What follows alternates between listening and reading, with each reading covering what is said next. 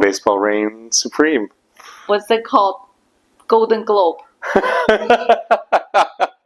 That is a thing, but that's Super something Bowl, else. for Super instance, Bowl. right? Super Keep that in. Hello. So we've been talking lately about how we both have a shared experience, that being living abroad. Susu, of course, has been in the United States for 7 years now, and I previously lived in Asia for 6 years. And we thought it was really interesting because through our conversations we came to find out we have a lot of similarities in our experiences despite being in vastly different circumstances. Yeah, so thinking it would be interesting to share all this experience, the challenges, and also like the sweet memories, and hopefully that can like help you guys to navigate through this living abroad experience. Let's get started. So I think maybe we can first start talking about like the motivation, what lead up to this decision. Do you want to start? Certainly. I've always really enjoyed learning languages. And so in high school, I took 2 languages. I took French, and then I added Mandarin during my junior year. During my senior year, I was talking about how I was really burnt out with my parents, and they suggested a program where I could go spend half a year in Beijing teaching English. So I decided, you know what, that sounds like a lot of fun. I went to do it. Loved learning the language there, loved being immersed in the culture. And so I decided, you know what, I'm going to stay. I'm going to not go to school in the US. I applied to schools in Taipei, got in, and then the rest is history. Okay, so it's more like an impulsive decision because you sort of like decided and during the gap year. Yes, definitely. So the plan originally was to do my gap year, come back to the US and study in the US. But after my gap year, I fell so in love with like Chinese and the language and everything that I was thinking, you know what? If I go back to the US, I'm going to learn Chinese anyway. So I might as well just be in a place where A, it's much cheaper, and B, I have a whole environment around me while I'm learning Chinese. That's cool. So I know a lot of people from China have the ability to go abroad because of their language skills and whatnot. But why specifically did you choose to go abroad? I think there's multiple factors. I think, first of all, I think my personality, I've always been kind of rebellious. Yeah. I always want to, not stay in one place for, the rest of my life. I want to go out and see more things. And also, I feel like at the time I was watching a lot of American TV show and then Hollywood movies. So it's like, oh, it would be cool to see what's actually happening there. In contrast with you, I think my decision is more planned ahead because at the end of 9th grade, my mom was asking, if I want to go study abroad. And then since I said yes, I was applying to this international high school program where this prepares students to like study abroad with AP, A-level, and IB courses. Yeah. Interesting. So you mentioned that you were really interested in Hollywood movies and like American TV shows and whatnot. So as we all know, movies are very different from real life. So how did you feel getting to the US and it being nothing like Hollywood? I would definitely say that my dream got a little crashed. Not in a bad way, but just vastly different. I think partially comes from that I come from like the capital city, so there's a lot of things going on. But then I think a lot of colleges in the US are mostly set in like rural or suburb area, so that can lead to a lot of difference as well. Do you feel like there's a strong contrast between like what you have known about China and then when you end up there? Let's see. I think because I went to China a couple times when I was a kid. Okay. I feel like it was very similar to what I would expect, at least like living there. Of course, there's always the adjustment of going to university and then getting your first job. Like those are, I think, big transitions regardless of where you are. That's true. But I don't think it was any bigger because I was abroad. I'm curious, because you learned English starting in elementary school, do you feel like that gave you a leg up when you got to the US, or do you feel like there was still a transition? I would definitely say the beginning was quite difficult, of course, but then I think my frustration come at an earlier stage because I mentioned about this international program in high school. So I remember everything was like taught in English, and then my first class was the econ class taught by an Indian professor. He has such a strong accent. I just can't interpret anything. So I got really frustrated, and I cry all the way home, and I just thinking, it's like not sure if I can like continue the program. So I definitely know this frustration, and I was a little prepared when I first get in, like coming to the U.S. Do you also feel the same? I did. So, because we mostly just heard our teacher talk and we didn't really hear anyone else talk, I felt like I could speak, I could read, and I could write, like all of the things I was supposed to know, which is not very much after 2 years. Mm. But even if I was listening to something that someone was saying that I definitely knew, I wouldn't be able to understand them because I'd only heard one native speaker talk. Okay. So I thought it was like a little amusing. Sometimes I'd go to a restaurant, I'd order like the one thing on the menu I'd know. The person would be like, "Oh, your Chinese is really good," and I'd be like, "I have no idea what you just said," and I'm sure they were just like, "I'm gonna retract that right now." So I'm also curious, like, how is this whole like learning journey for you? Because I think for us, and I think you also mentioned that we do start when we were like in elementary school. But I think most of us were like focused on like vocabulary, the grammar a lot, and then we add like the writing, the reading. So it was quite difficult to, when we speak to others, we express our thoughts, or yeah, listen to the lectures, that sort of things.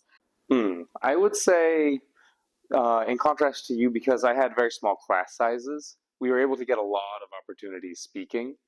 Mm. So speaking, reading, and writing, I feel like we were all equally strong in. It was just listening. That just reminds me of, I think that one certain period, I feel like I'm not being as native or like speaking as fluent as like other people. And then I saw like my friends were speaking, and I will be always very conscious and aware of like how other people are talking. And do you feel the same? Like always want to be perfect in the way you say things? I always wanted to be. I always was really motivated by trying to sound as much like a native person, a native speaker as possible. But I think that that's for Mandarin not at all emphasized because a lot of native speakers are really impressed that you even tried to learn any Mandarin. So even if your Mandarin is terrible, they'll still be very impressed. I think the proudest moment that I had in learning Chinese is there was this one time I wanted to move apartments. So I call up a landlord and I ask him, "Oh, okay, can I come like see your apartment?" He's like, "Sure, what time?" We like hash out a time. And then when I arrive at the apartment on the appointed day, he looks at me and he says, "We don't rent to foreigners, I'm sorry." And so I was really mad that I had to take a whole subway ride over there and walk to this apartment that was way out in the middle of nowhere. But at the same time, it was worth it because I got such validation from that comment. But like then I feel like I make peace with myself, Hmm. because I was seeing other like colleagues or friends that they coming from different parts of the world, and then they always like, for instance, from Europe, they have this very cute accent, and then I Yeah. just feel like, oh, it's like a birthmark. There's nothing to be ashamed of. But I always feel like, yeah, if you are strive to practice on it, like it can always be improved. But if you still have it, I think it's fine. Yeah, I would say so as well. As long as you're comprehensible, it's not an issue however you speak. Because even native English speakers have so many different accents. Some of them are less comprehensible than others. It's no biggie. Do you ever feel like you have a different personality when you're speaking in Mandarin versus when you're speaking in English? I definitely do. I feel like you're the same. When you're speaking Chinese, it's more like a straightforward or like righteous. But then when you're like speaking English, there's like more like think confident and also more humorous, because sometimes when you're speaking in a different language, it's the humor is lost in the translation a little bit. That's true. That's true. I've had students tell me as well that I sound very formal when I speak Chinese. I hope it's a little better now. So now, what do you think about my persona or different? I would say it's similar. Like, I feel like you have a lot more humor when you're speaking Mandarin, and I feel like in English, you're generally more straight to the point, and you come off as more contemplative. Because I feel like sometimes you're like looking for the right word. Yeah, more educated, maybe. Maybe, yeah, depending on the context. Another thing I was thinking is that I think it's quite common for US to like study French and Spanish because the close proximity. But just wonder what's the population for like Americans to study Chinese. I know it's growing, but it is still pretty low when compared, especially to French or Spanish. Mm, Most schools don't even offer Mandarin. mm, Um, So you'll get French and Spanish in most schools, Latin sometimes if you're lucky, but it usually stops there. Um, but I would say in recent years, there's been more and more people learning Mandarin. What do you think would be the most common mistake for Chinese speaker when we're speaking English? I think there are three big ones. The first one is the he-she difference. Because in Mandarin, you don't differentiate between he or she in spoken language. So you'll say ta for everyone. Mm. And I think that's something that's really jarring for English native speakers. So you'll mix up he or she in a conversation where you're like, no, you definitely meant she, but you said he. So am I wrong? Like, you meant he? I would say the second one is probably just tenses, because English has a lot of complicated tenses that Mandarin doesn't have at all. And so just keeping the tenses straight is difficult, and especially for like whenever anything's in the past or future or more complicated than that. All right. So the third one I would say is a little bit more subtle. Like not a lot of native speakers will know about this as well, but it's the emphasis in a sentence. Because in Mandarin, you emphasize every word equally. So a lot of Chinese learners of Mandarin will emphasize every word equally in a sentence. But if you listen to a native speaker, anything that's not a main key word will be de-emphasized. So one challenge that I ran into was I really wanted to make local friends when I was abroad, but I would find it difficult to actually make that connection. Did you ever have anything similar? Yeah, I would say, of course. I definitely feel like when I first moved to US, I think because I went to a state college, University of Virginia, so most of the people, I think, coming from just nearby region, and then so I think a lot of them, like the locals, maybe they only want to come to college and making friends that they're comfortable with, or they already have some friends that's from high school that all came to the same university. But then for the international students, we have different set of goals. We want to, feel the belongings and then just like blend in. So there's definitely this gap in the expectations. And another thing is that I feel like I don't share a lot of hobbies where most of the Americans do. For instance, like especially the sports, like the football, baseball, where you guys get really excited. Football and baseball reign supreme. What's it called? Golden Globe.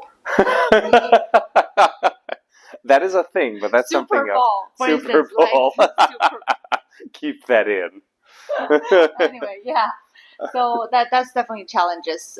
Do you agree? Where you have Yeah, absolutely. And I would even add like the language component was also a big issue for me because, of course, no matter how good your language is, there's going to be a slight gap. And if your language is worse than that, then it's not as comfortable for a native speaker to talk to you. So I ran into that. And actually, I really only had a breakthrough when I really started getting into manga and whatnot, because manga was at my Chinese reading level. So I was like, perfect, as like comic books. I can read this, I can understand it. And there's a huge fandom around it. So I was able to make connections based on that, which was pretty cool. Yeah, that's nice. That's at least you get a way around it. Yeah, definitely also shared a similar experience where I did try out a lot of things, like clubs or like sports activities.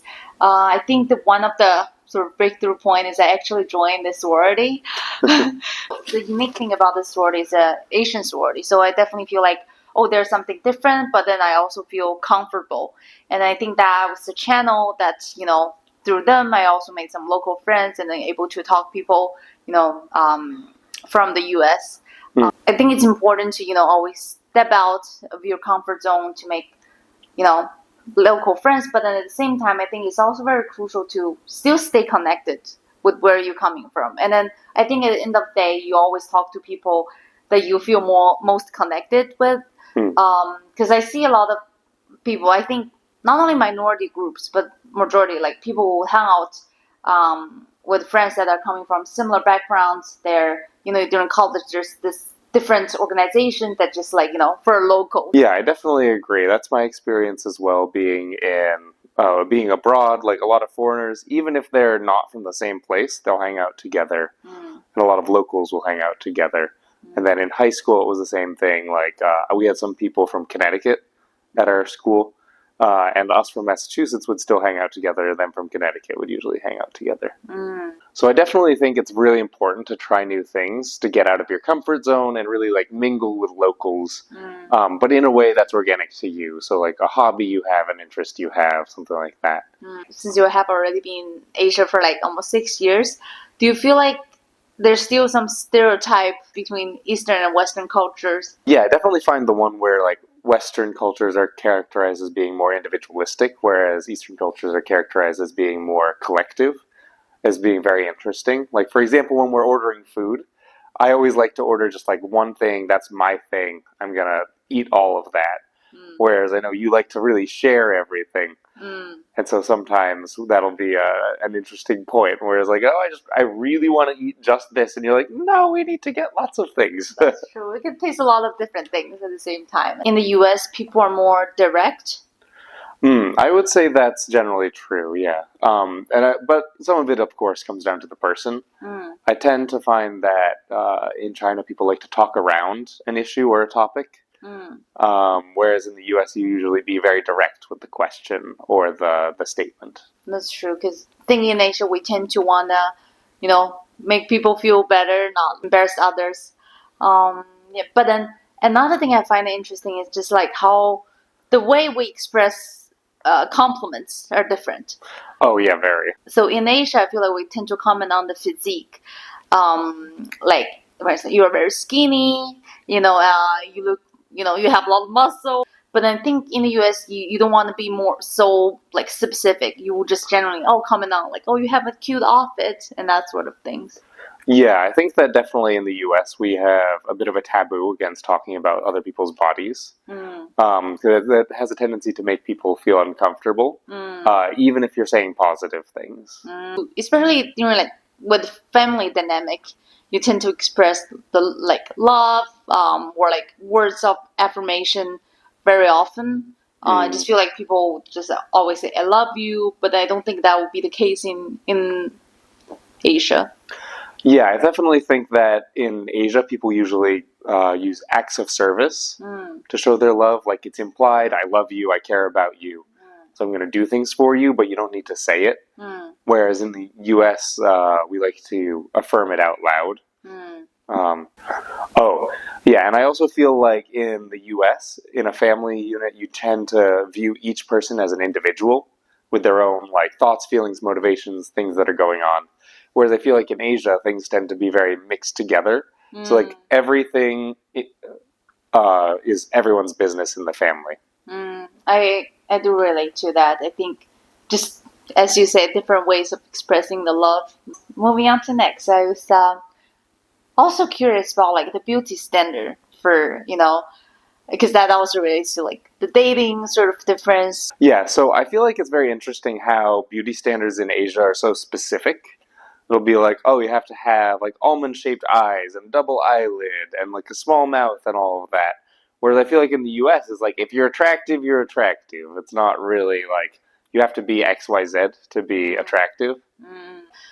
I see the celebrities that's very famous in Asia not tend to be as famous in the US, and then all the actors and actresses that are popular in Hollywood would also be different, and then I just find that to be interesting.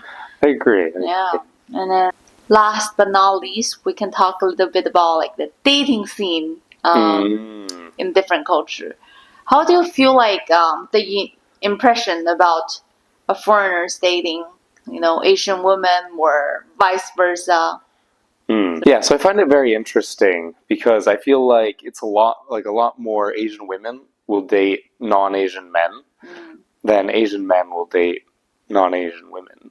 And I find it very interesting because I feel like there's a reason for it. The reason in my mind is because there's an expectation for Asian men to go back to the home country after they're done studying and working here and take care of grandparents, and that will be and family business, stuff like that. And that'll be a lot easier if you're with a person from the same background. So if a Chinese person lives with a Chinese person. Whereas I feel like a lot of Chinese women, for example, don't necessarily have the pressure to go back. And so they'll be like, okay, I can stay out here, I can go back, either one is good. I just need to find someone who's right for me. on the other hand, I was also thinking, because we have the stereotype of like thinking foreigners tend to be, more playboy, that they won't commit to a relationship. They're just only for dating, having fun. What do you think about that? So I think that stereotype comes from a lot of people who are living in China and they're seeing foreigners coming to China, because they have the same stereotype. When I was in Taipei, everyone was like, "Oh, foreigners are loud. All they do is party and drink alcohol, and they're never in it for like a long-term relationship. They're only here for a couple of weeks." But that's just like a standard spring break kind of experience. That's what you expect from spring breakers. But I think it's because a lot of them are there on vacation. They're letting loose a little bit. Because, of course, True. everywhere there are people who like to party and there are people who like to be more quiet. And I think sometimes I get friends asking like, "Oh, what's the difference between dating and Asian or like foreigners who are from different country?" And then I feel like they're not really a specific difference because nowadays, I think we have all like this media, all the news are sort of like circulated in a very fast way. So I don't think there's big gap between the culture because you can always learn a culture. I think it's just coming down to the personality itself. Yeah, so I think I agree. I think that the culture could be a gap. So I think that one reason why we work so well is because we don't have as much of a gap because you spent a lot of time in the US, I've spent a lot of time in Asia. So we're really understanding where each other are coming from. That's true. And then also like we tend to share similar values and hobbies and all that. So that makes a little bit different as well. Yes. Yeah, so I definitely feel like we have covered a lot today. And I hope you guys enjoyed it. And then we find it's interesting to share about this culture difference. We have planned to make more things similar in the futures. So stay tuned. All right. And we're also really curious to hear what you guys have to say. Are you living abroad currently? Have you lived abroad previously? Let us know in the comments about any experiences you had. And if you're thinking of moving abroad, feel free to share some of your trepidations or things that you're excited about. But we will catch you in the next episode. Thank you for watching. Bye-bye.